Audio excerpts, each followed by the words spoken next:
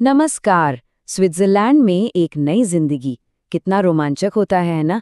लेकिन क्या यहाँ के पेंशन सिस्टम की एक छिपी हुई सच्चाई के लिए कोई तैयार है? अगर कोई वयस्क होने के बाद यहाँ आया है तो ये विश्लेषण उसके भविष्य की आर्थिक सुरक्षा के लिए बेहद जरूरी है। तो चलिए इस जरूरी विषय को समझते हैं। अब ये सवाल बहुत सीधा साधा लगता है, पर इसका जवाब किसी के भी रिटायरमेंट की पूरी तस्वीर बदल सकता है। अगर इसका जवाब हाँ है, तो जाने अनजाने में एक वित्तीय चुनौती का सामना करना पड़ रहा है। आइए जानते हैं कि इसके पीछे की वजह क्या है। तो चलिए सीधे मुद्दे पर आते हैं।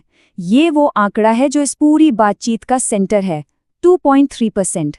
सुनने में शायद ये आंकड़ा छोटा लगे, लेकिन स्विस पेंशन सिस्टम योगदान में हर एक साल की कमी के लिए पेंशन से इतनी ही रकम हमेशा के लिए काट लेता है। और ये कोई मामूली कटौती नहीं है, ये एक परमानेंट नुकसान है जो हमेशा के लिए रहता है। तो चलिए अपने पहले हिस्से में आते हैं। ये अप्रवासी पेंशन गैप आखिर है क्या? इसे किसी की गलती की तरह नहीं, बल्कि एक ऐसे खेल के नियम की तरह समझना होगा जिसके नियम बहुत पहले से तय हैं और बहुत सख्त भी हैं। तो ये 44 साल का नियम है, क्या चीज आखिर? असल में ये स्विस एएचबी पेंशन सिस्टम की नींव है। मतलब ये पूरा सिस्टम इस सोच पर बना है कि एक इंसान 21 से 65 साल की उम्र तक, यानी पूरे 44 साल बिना किसी गैप के योगदान करेगा। और बस यहीं पर वो चुनौती शुरू हो जाती है जिसका सामना अप्रवासियों को करना पड़ता है। ये कोई व्यक्तिगत गलती नहीं है, बल्कि इस सिस्टम की बनावट ही ऐसी है। सिस्टम को इस बात से कोई फर्क नहीं पड़ता कि कोई 30, 40 या 50 की उम्र में आया है। नियम तो सबके लिए एक ही है और यहीं से गैप बनना पक्का हो जाता है। ठीक है, तो अब आते हैं दूसरे हिस्से पर। अब तक तो हमने गैप की बात की, अब देखते हैं कि ये साल असल में जेब पर कितना असर डालते हैं। चलिए इन थ्योरी वाले आंकड़ों को असल पैसों में बदल कर देखते हैं। जरा इस सिचुएशन को देखिए। मान लीजिए कोई 30 की उम्र में स्विट्जरलैंड आता है। इसका मतलब है कि 9 साल का गैप तो पहले से ही है। तो इसका नतीजा क्या होता है? वो पेंशन जो करीब 2500 फ्रैंक हो सकती थी, वो सीधा घटकर 2000 फ्रैंक पर आ जाती है। ये हर महीने पूरी रिटायरमेंट की जिंदगी के लिए 20% से ज्यादा की कटौती है। अब देखिए हालात और भी सीरियस हो जाते हैं। अगर कोई 40 की उम्र में आता है तो ये गैप बढ़कर 19 साल का हो जाता है। और चार्ट में जो फर्क दिख रहा है वो सच में चौंकाने वाला है। जो मैक्सिमम पेंशन मिल सकती थी उसका लगभग आधा हिस्सा तो हमेशा के लिए हाथ से निकल जाता है। और ये है सबसे चौंकाने वाला केस। 45 की उम्र में आने का मतलब है 24 साल का गैप। इसका सीधा सा मतलब ये है कि एक व्यक्ति को जो मैक्सिमम पेंशन मिल सकती है वो देश की ऑफिशियल मिनिमम पेंशन से भी कम हो सकती है। ये इस सिस्टम की एक कड़वी लेकिन गणितीय सच्चाई है। तो सबसे जरूरी बात जो समझने वाली है वो ये है कि ये कोई टेम्पररी प्रॉब्लम नहीं है। ये एक परमानेंट कटौती है जो रिटायरमेंट के हर दिन, हर महीने पर असर डालती है। इस बात की गंभीरता को समझना ही समाधान की तरफ पहला कदम है। ठीक है, तो अब तक समस्या की बात तो बहुत हो गई। अब आते हैं तीसरे हिस्से पर और बात करते हैं समाधान की। अच्छी खबर ये है कि इस गैप से निपटने के लिए कुछ तरीके और रणनीतियां हैं। अब ये जो स्लाइड है, ये शायद इस पूरे विश्लेषण की सबसे जरूरी स्लाइड है। योगदान के गैप को भरने के लिए सिर्फ 5 साल की एक विंडो मिलती है। इस टाइम लिमिट के अंदर एक मिनिमम अमाउंट पे करके गैप भरा जा सकता है। लेकिन अगर ये 5 साल निकल गए तो वो मौका हमेशा हमेशा के लिए हाथ से चला जाता है।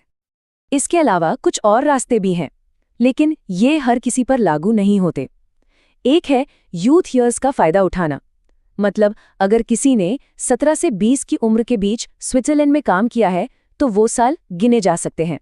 दूसरा तरीका है 65 साल की उम्र के बाद भी काम करते रहना, ताकि कुछ और साल के योगदान जुड़ सकें।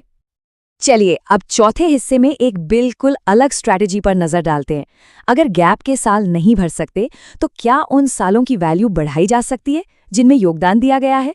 तो इसका जवाब है हाँ, बिल्कुल।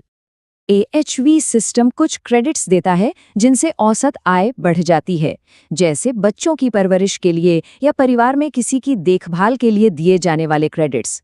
इसे एक तरह की काल्पनिक आय या फिक्शनल इनकम की तरह समझिए, जो AHV आपके रिकॉर्ड में जोड़ देता है, जिससे पेंशन कैलकुलेशन का बेस बढ़ जाता है।